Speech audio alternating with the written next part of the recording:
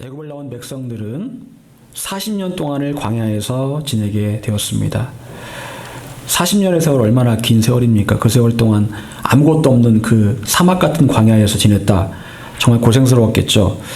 여러분, 그런데 원래 하나님의 계획은 무엇이었을까요? 하나님의 원래 계획은 이집트에서 나온 이스라엘 백성들을 곧장 가나안으로 들여보내시는 거였습니다. 여러분, 가나안에서 이집트까지, 이집트에서 가나안까지 걸어가면 딱 일주일 걸린답니다. 일주일. 굉장히 짧은 거리거든요. 그런데 바로 그 지름길로 가지 않고 40년을 광야 생활을 하게 하셨습니다. 그 이유가 무엇이었을까요? 왜 그렇게 될 수밖에 없었을까요? 이스라엘 백성들이 가데스 바네아에서 이제 하나님의 명령을 따라서 각 지파에서 한 명씩을 뽑아 12명의 정탐꾼을 모집을 합니다. 그리고 그 12명의 정탐꾼이 40일 동안 가나안 땅을 정탐을 합니다. 가나안을 정탐을 하고 난 다음에 곧장 이제 가나안에 들어가면 되는 거거든요. 그런데 문제가 생겼습니다. 어떤 문제가 생겼습니까? 그들이 정탐을 하고 와서 어떤 말을 했을까요? 성경을 보게 되면 하나님께서 주신 그 땅을 악평했다. 그 가나안 땅을 악하게 평가를 했다.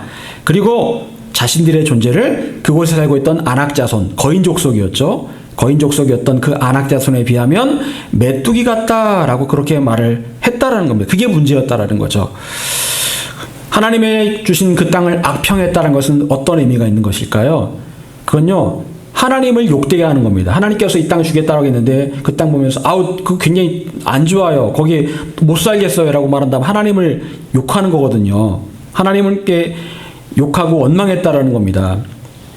더군다나 하나님께서 이스라엘 백성들을 택하셔서 크게 사용하겠다라고 말씀하셨는데, 그런데 스스로를 뭐라고 말한 겁니까? 메뚜기라고 말을 하는 거예요. 우리는 메뚜기가 벌레잖아요, 벌레? 우린 벌레 같은 존재다라고 그렇게 스스로를 어떤 자책을 하고 자학을 하고 있었다는 거죠. 하나님께서 굉장히 화가 나셨습니다. 그래서 하나님께서 내리신 징계는 그곳을 정탐한 그 40일을 하루를 1년으로 쳐서 40년을 광야를 떠돌아라. 40년 동안 너희들은 광야를 돌아야 된다. 라고 그렇게 하나님께서 명령을 하셨다라는 거죠. 여러분, 12명의 정탐꾼 중에 10명의 정탐꾼은 스스로를 메뚜기라고 말을 했습니다. 하지만 여호수아와 갈렙은 뭐라고 말했습니까? 그 아낙 자손, 거대한 그 아낙 자손, 블레셋 사람 중에서 그 골리앗 같은 그 엄청난 사람들을 보면서 뭐라고 말합니까? 저들은 우리의 밥이다라고 말합니다. 저들은 우리의 밥이다. 모두가 같은 사람들을 보았습니다. 아낙 자손이랑 같은 사람을 보았는데 한쪽 10명은 그들 앞에 우리는 메뚜기다. 그리고 여호수아와 갈렙은 저들은 우리의 밥이다라고 서로 다른 말을 하고 있었다라는 거죠. 여러분, 도대체 어떤 차이점이 있는 겁니까?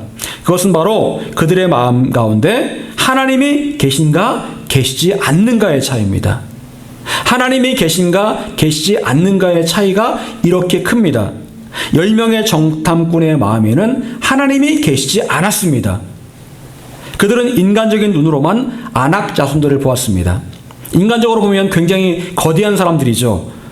그래서 그들 앞에 나는 초라하고 별 볼 일 없는 메뚜기 같은, 벌레 같은 존재다라고 말을 했던 겁니다. 그만큼 주눅들어 있고 그들을 아낙 자손을 상대하기가 어렵다라는 것들을 그들이 그대로 보여준 것이죠. 하지만 그에 비해 여호수아와 갈렙의 마음에는 하나님이 계셨습니다. 그리고 하나님의 눈으로 보니 아낙 자손은 덩치만 컸지 아무것도 아닌 밥으로만 보였다라는 거예요. 여러분, 그 마음에 하나님이 계시느냐 그렇지 않느냐의 차이가 이렇게 큽니다. 그럼 다윗은 어땠습니까? 다윗은 골리앗을 물맷돌로 쓰러뜨려서 죽였죠.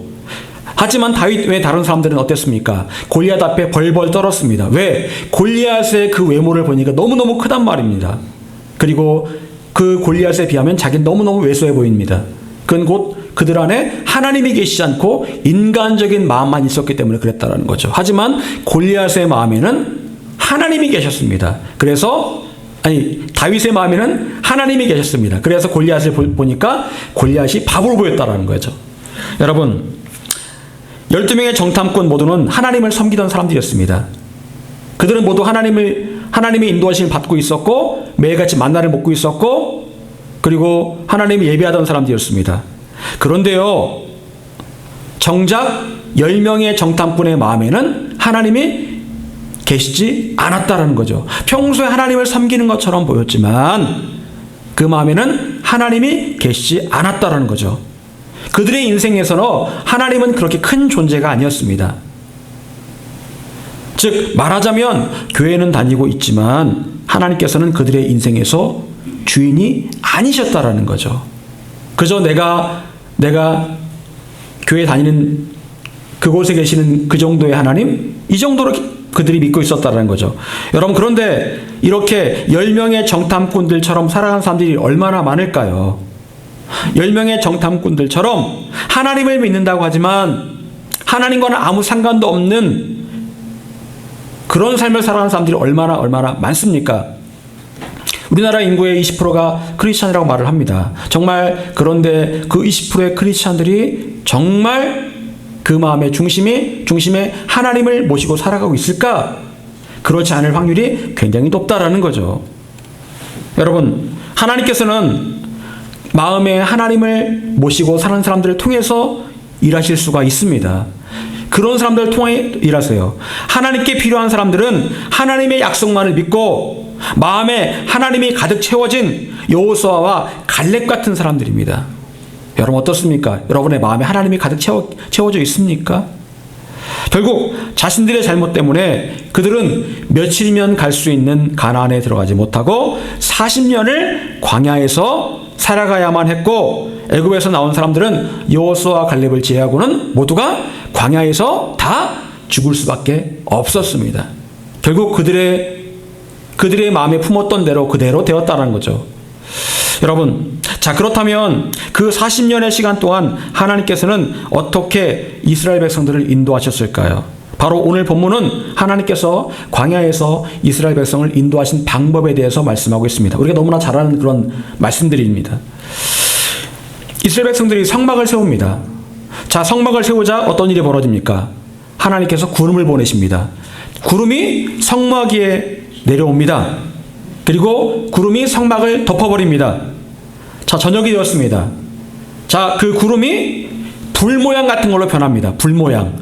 예, 불이라고 말씀하지 않고요. 불 모양이라고 되어 있습니다. 불 모양 같은 걸로 변합니다. 그리고 이렇게 밤에는 불 모양, 낮에는 구름. 40년 동안 이 하나님의 성막에 구름이 끼고 불 모양이 생기고 그랬다라는 거예요. 그리고 하나님께서는 이스라엘 백성들을 어떻게 이동을 시키십니까? 자, 성막 위에 구름이 떠오릅니다. 그리고 구름이 이동합니다. 그러면 그 구름을 따라서 움직이는 거예요.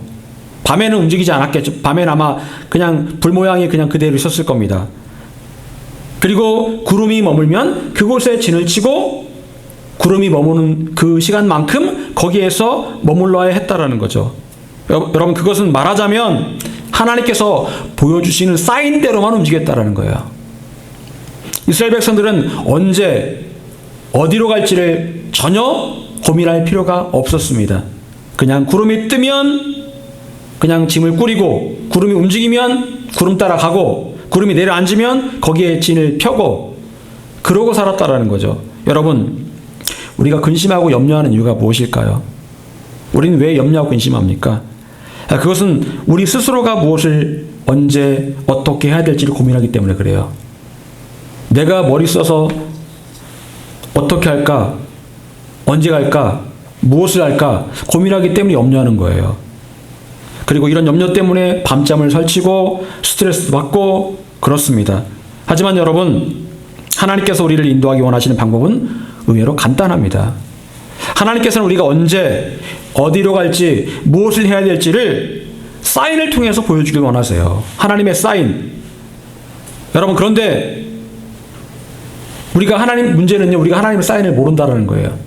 하나님께 말씀하시는데 우리가 하나님의 사인을 모른다라는 겁니다. 언제, 어디로, 무엇을, 어떻게 될지를 우리가 전혀 모른다라는 거죠. 여러분, 자 그렇다면 오늘 본문 말씀을 우리가 유심히 살펴볼 필요가 있습니다. 우리가 어떻게 하나님의 사인을 알아차릴 수 있을까? 우리 15절 말씀 같이 읽어보겠습니다. 자, 시작. 성막을 세운 날에 구름이 성막 곧 증거의 성막을 덮었고 저녁이 되면 성막 위에 불모양 같은 것이 나타나서 아침까지 이르렀을 때. 자, 여러분, 하나님께서 이동해야 될 그 사인을 주셨던 구름과 불모양은 어디에 있었습니까? 성막 위에 있었습니다.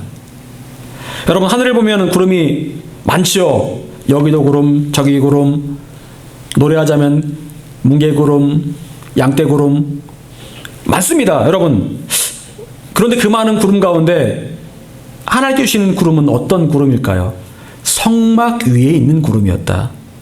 여러분, 구름이 아무리 낮게 깔려도 우리가 이렇게 성막을 지으면 그 성막 위에 깔리지는 않습니다. 성막 위에 나타난 구름, 그건 곧 하나님의 임재 가운데 사인이 왔다라는 거예요. 성막, 하나님께서 임재하시는 곳입니다. 즉, 하나님께서 임재하시는 곳에 가까이 있는 사람은 누구나 그 특별한 구름을 볼 수 있었다라는 거죠. 하늘을 보면 흔하디 흔한 것이 구름이지만 하나님께서 사인으로 보여주시는 구름은 단지 성막 위에만 있었다라는 거죠. 여러분, 하나님께서 우리에게 사인을 주시는 방법은 이와 같습니다. 하나님의 임재가 있는 곳에서 사인을 주시고 우리에게 갈 길을 보여주십니다. 하나님의 임재 가운데 있으면 우리가 무엇을 해야 될지, 어디로 가야 될지, 어떻게 해야 될지를 구체적으로 하나님께서 우리에게 알게 해주시겠다라는 거죠. 열왕기상 18장 44절은 이렇게 말씀하고 있습니다. 7번째 이르러서는 그가 말하되 바다에서 사람의 손바닥만한 작은 구름이 일어나나이다. 이르되 올라가 아합에게 말하기를 비에 막히지 아니하도록 마차를 갖추고 내려가소서 하라 하니라. 자, 이 말씀은 엘리야가 비가 오기를 기도할 때 그 모습을 말하는 겁니다. 엘리야가 7번 기도를 합니다. 7번 기도한 다음에 그때마다 한 번씩 기도할 때마다 사환에게 말합니다. 야, 뭔가 떠오르는 거 없냐? 뭔가 생기는 거 없냐? 아무것도 없는데요. 7번째 보니까 주인님, 바다에서 사람의 손바닥만한 작은 구름이 일어났습니다. 이렇게 말합니다.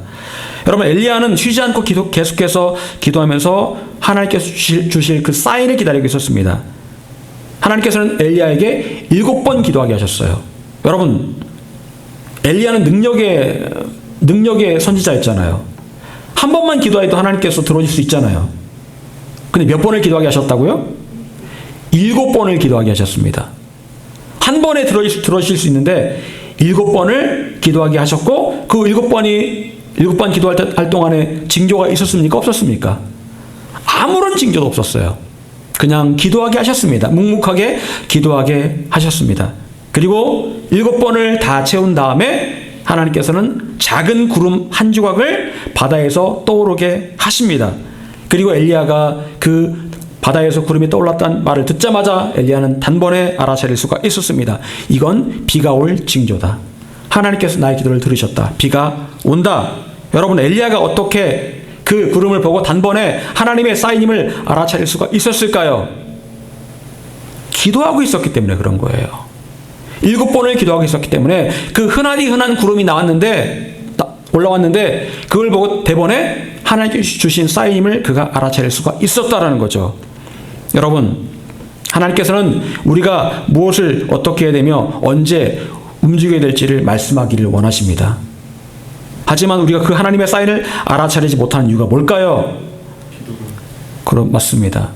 하나님께서 원하시는 만큼 기도하지 않기 때문에 그래요. 엘리야가 7번을 기도했던 것처럼 하나님께서 원하시는 만큼 기도하지 않기 때문에 그런 겁니다. 하나님께 우리가 원하시는 만큼 기도한다면 그 사인이 왔을 때 대번에 알아차릴 수가 있다라는 거죠. 여러분, 그런데 하나님께서 구름과 불모양으로 인도하실 때 머무르고 떠나는 그 기간의 원칙이 있습니다. 머무르고 떠나는 그 기간, 일주일씩 이렇게 갔을까요? 자, 21절, 22절 좀 길긴 하지만 같이 한번 읽어보겠습니다. 자, 시작. 혹시 구름이 저녁부터 아침까지 있다가 아침에 그 구름이 떠오를 때는 그들이 흥진하였고, 구름이 밤만 있다가 떠오르면 곧 흥진하였으며, 이틀이든지 한 달이든지 1년이든지 구름이 성막 위에 머물러 있을 동안에는 이스라엘 자손이 지정에 머물고 흥진하지 아니하다가 떠오르면 흥진하였으니. 자, 여기 보게 되면요, 이 구름이 어느 날은 하루 정도 이렇게 머무릅니다. 하루 정도. 이제 텐트를 다 폈겠죠. 폈는데 피고 이제 하루 정도 머물렀습니다. 근데 바로 그 다음 날 구름이 뜨는 거예요. 그럼 어떻게 돼요? 다시 막 텐트를 막 그냥 꾸려가지고 100만 명 넘는 사람들이 또 막 갈 채비를 또 하는 거예요. 근데 어디 가니까 또 한 이틀 정도를 또 이렇게 머무르다가 또 뜨는 겁니다. 이틀 동안. 어디 가니까 한 달 정도를 머무르는 거예요. 구름이 가라앉아 있습니다. 회막 위에. 그리고 어떤 경우는 1년 동안. 야, 종잡을 수가 없는 거죠. 여러분, 그런데요, 어떤 장소는 그나마 광야에서 살기 좋은 장소가 있을 겁니다. 샘이 나오고 뭐 풀이 있어서 가축들 먹이 주기도 좋고 물 마시기도 좋은 그런 장소가 있을 겁니다. 그런 데서는 어떤 마음이 들까요? 아, 여기에 좀 오래 있고 싶다. 한 1년 정도 있고 싶다. 뭐 그렇겠죠. 그런데 그렇게 좋은 샘이 나고 또 이렇게 막 풀도 많은데 막 그런 데 왔는데 갑자기 그 다음날 이게 구름이 딱 뜨는 거예요. 그럼 어떨까요? 아, 허무하다. 또 짐 싸야 되는구나. 근데 어디를 가니까 아무것도 없어요. 물 들어가려면 한참을 가야 되고 풀도 없어서 가축들이 가축들 먹이기도 힘들고 그런 상황입니다. 그런 곳에 1년을 그냥 매일매일 구름만 보는데 구름이 뜨질 않는 거예요. 도대체 그냥 계속 주구장창 있는 겁니다. 1년 뒤에 다 포기하니까 1년 뒤에 구름이 딱 뜨는 겁니다. 얼마나 답답할까요? 여러분, 본인들이 원하는 때가 있었고 본인들이 머무르고 싶은 때가 있었을 겁니다. 하지만 하나님께서는 그런 것과는 상관없이 하나님 마음대로 구름을 띄우셨다가 옮기셨다가 머무르게 하셨다가 그렇게 하셨다라는 거죠. 여러분, 우리 인생이 진짜 마음대로 안 됩니다. 내가 이렇게 하면 되겠지, 이렇게 계획 세워서 이렇게 하면 되겠지, 안 됩니다. 그렇게 된다면 얼마나 좋겠습니까만은 그렇게 안 되는 게 우리 인생이에요. 하나님의 마음대로 하시는 거예요. 하나님의 주권 가운데 있는 겁니다. 여러분, 우리는 이걸 원하지만 하나님께 원치 않으시면 그냥 그걸 거두어 가시는 거예요. 베드로는 변화산이 너무너무 좋았습니다. 그래서 변화산에 올라가자마자 너무 좋아서 여기에 초막셋을 짓고, 하나는 엘리야를 위해서, 하나는 모세를 위해서, 하나는 예수님을 위해서 짓고, 우리는 그냥 초막 없이 그냥 노숙하겠습니다. 여기가 너무 좋습니다. 그래 좋습니다. 얘기했는데 하나님께서 말씀하십니다. 내려가라. 저의 말을 들으라. 예수님 말씀을 들으라. 라고 그렇게 말씀하시니까 다시 세상으로 올 수밖에 없었다라는 거죠. 여러분, 초대교회는 예수님 승천하시고 나서 성령께서 임하십니다. 그리고 나서 많은 부흥을 경험합니다. 전도하지 않아도 사람들이 막 교회로 몰려왔어요. 사람들이 막 교회로 몰려오니까 얼마나 좋았겠습니까? 야, 이거 교회가 된다. 이렇게 부흥한다. 이거 하나님 뜻이다. 근데 어느 날 갑자기 그 초대교회에 핍박이 있습니다. 그러니까 사람들이 뿔뿔이 이곳저곳으로 흩어지게 됩니다. 사람들의 마음은 그곳에 있고 싶었지만, 예루살렘에 머무르고 싶었지만 하나님의 뜻은 흩어버리는 것이었습니다. 여러분, 사람의 생각과 하나님의 생각이 이렇게 다릅니다. 이렇게 달라요. 우리가 하나님께 실망하는 이유가 뭘까요? 하나님께 지난주에 말씀을 나눴는데 예수님께서 실족하지 말아라 말씀하셨잖아요. 나에게 실족하지 말아라. 예수님께 실족할 수 있다라고 말씀하셨잖아요. 왜 우리가 하나님께, 예수님께 상처받습니까? 이유가 뭘까요? 내 뜻대로 안 해주시니까. 나는 이렇게 기도했는데 내 뜻대로 안 해주시니까 상처받고 실족하는 거예요. 기도한들 무슨 소용이 있냐고. 내가 한들 그대로 꼭 반대로 해주시는데 무슨 소용이 있냐고 그렇게 말을 할 겁니다. 여러분, 광야에서 살던 이스라엘 백성들도 아마 그런 마음이었을 겁니다. 처음에는요. 너무나 마음에 드는 곳으로 갔지만 그 다음날 구름이 떠오르면 그냥 짐 싸야 됩니다. 그리고 너무너무 있고 싶지 않은 곳에 갔는데 하나님께서 1년을 머무르게 하시면 또 거기에서 고생하면서 1년을 머물러 있어야 되는 거죠. 그럴 때면 하나님이 너무 가혹하신 거 아닌가 라고 생각했을 겁니다. 그런데 여러분, 하나님께서 이렇게 하신 이유가 있습니다. 그렇게 하신 이유가 있어요. 신명기 8장 2절. 내 하나님 여호와께서 이 40년 동안에 내게 광야길을 걷게 하신 것을 기억하라. 이는 너를 낮추시며 너를 시험하사 내 마음이 어떠한지 그 명령을 지키는지 지키지 않는지를 알려 하심이라. 첫 번째 이유는 무엇입니까? 나를 낮추기 위해서. 그 말은 무슨 말이에요? 내가 원래는 어떤 사람이라는 얘기입니까? 교만한 사람이라는 거예요. 나의 어떤 생각과 나의 의지가 강한 교만한 사람이라는 겁니다. 근데 하나님께서 쓰시고자 하는데 교만한 사람은 절대로 사용하시지 않습니다. 그래서 하나님께서 나를 교만함을 꺾으시고 겸손하게 만들기 위해서 광야 가운데로 우리를 몰아가신다. 두 번째는 무엇입니까? 나의 마음이 어떠한지, 그래서 하나님께 내가 순종하는지 순종하지 않는지를 보고 또 순종 훈련을 시키기 위해서 광야로 내보내셨다라고 분명히 말씀하고 있습니다. 여러분, 이스라엘 백성들은 처음에는 구름이 떠오르는 것을 보면서 더 있고 싶은 것을 떠나야 할 때 그냥 계속해서 그곳에 있고 싶었을 겁니다. 하지만 어쩔 수 없이 구름을 따라 옮기기를 선택해야 합니다. 그러다가 나중에는 자기의 생각을 내려놓게 되고 오로지 구름이 성막에서 뜨는지 그대로 있는지만을 보게 되었을 겁니다. 자신들의 모든 초점이 구름에만 있었다라는 거죠. 즉 하나님께만 모든 초점을 맞추게 되었다라는 거죠. 그것이 바로 하나님께서 그들에게 원하셨던 모습이었습니다. 여러분, 결국 우리 인생이라는 광야에서 가장 하나님께서 원하시는 모습은 하나님의 말씀에 대한 단순한 순종이다. 하나님께서 말씀하신 것에 대한 단순한 순종. 하나님께서는 우리가 하나님 말씀에 단순하게 순종하도록 계속해서 훈련시켜 가십니다. 교만을 꺾으시고 단순하게 순종할 수 있도록 우리를 그렇게 훈련시켜 가십니다. 사랑하는 여러분, 하나님께서 여러분이 예배하고 기도하는 가운데 사인과 말씀을 주신다면 그 사인과 말씀에 단순하게 순종하시기를 바랍니다. 하나님께서는 우리가 이렇게 하나님께 단순하게 순종할 때까지 우리를 광야를 걷게 하실 것입니다. 여러분, 우리 교회는요, 하나님 말씀과 사인을 따라 이곳에 왔고 그리고 이곳을 지키고 있습니다. 그리고 오늘 하나님께서 됐다, 이제 그만 떠나라 라고 하신다면 우리 교회는 아마 떠날 수밖에 없겠죠. 언제나 중요한 것은요, 하나님이 우리 교회의 주인이시고 우리의 삶의 주인이시라는 거죠. 여러분, 그렇다면 우리가 하나님께 단순하게 순종하기 위해 필요한 과정이 무엇일까요? 그것은 바로 우리 마음에 나도 모르게 쌓이게 되는 복잡함을 내려놓는 겁니다. 나도 모르게 쌓이는 그 복잡해지는 그 찌꺼기들을 내려놓는 거예요. 예수님께서 마태복음 6장 34절에서 이렇게 말씀하셨습니다. 너무나 우리가 유명한 말씀이죠. 그러므로 내일 일을 위하여 염려하지 말라. 내일 일은 내일이 염려할 것이요 한날의 괴로움은 그날로 족하니라. 여러분, 우리는 어떻게 살아갑니까? 늘 내일 일을 염려합니다. 내일 먹을 거, 내일 입을 거, 내일 어떻게 살아갈지를 염려합니다.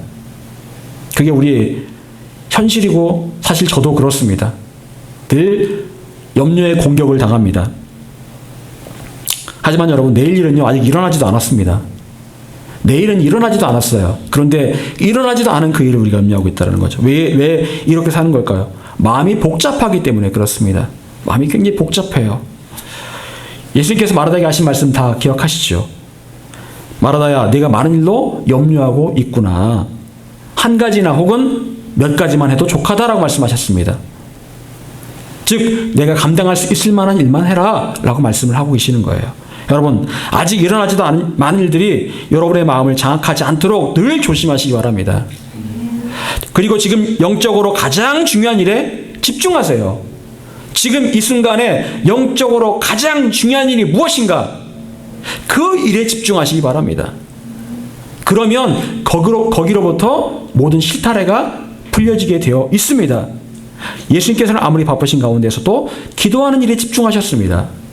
오직 기도 가운데 하나님 만나는 일에 집중하셨고, 그리고 그렇게 했을 때 중심이 흔들리지 않으셨고 염려하지 않으셨습니다. 그럼 세상이 얼마나 복잡합니까? 세상에 염려할 일이 얼마나 많습니까?